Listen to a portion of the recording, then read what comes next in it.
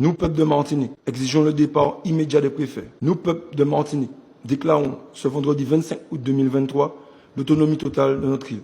Aujourd'hui, je ne viens rien vous apprendre de nouveau.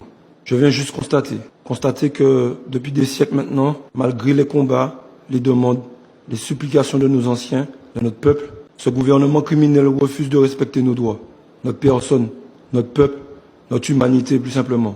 Je constate qu'en 2023, notre souffrance, encore inaudible à ce gouvernement qui contemple, assis sur son trône, notre jeunesse se faire assassiner, nos familles subir les répercussions de toute cette violence. Il contemple notre jeunesse, l'avenir mourir.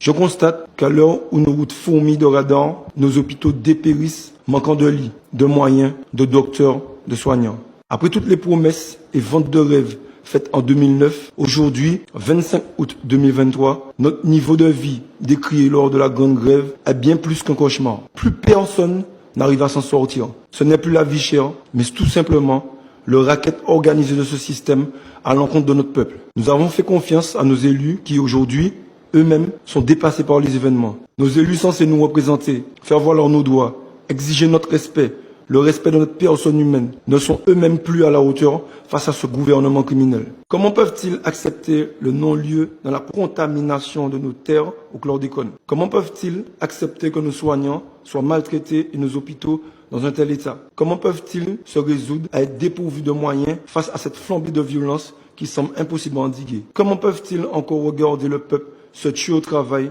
et ne pas pouvoir se nourrir face à la vie chère? Comment peuvent-ils encore regarder notre jeunesse partir à la dérive, mourir et ne rien pouvoir faire? Comment peuvent-ils encore nous regarder dans les yeux et nous faire croire en ce système criminel? Regardons juste à côté, la Guadeloupe, l'île Sœur. En 2023, pas d'eau dans les robinets. Et ceux qui en bénéficient voient cette même eau polluée de matière fécale. La Guadeloupe, qui tout comme nous, subit une vague de violence là aussi incontrôlable par le gouvernement. Et comment parler de violence en Guadeloupe sans parler de Claude Jean-Pierre, mort de violence des forces de l'ordre censées protéger le peuple? Comment ne pas parler des grands frères de la Guadeloupe, incarcérés injustement pour s'être soulevés face aux injustices de ce système?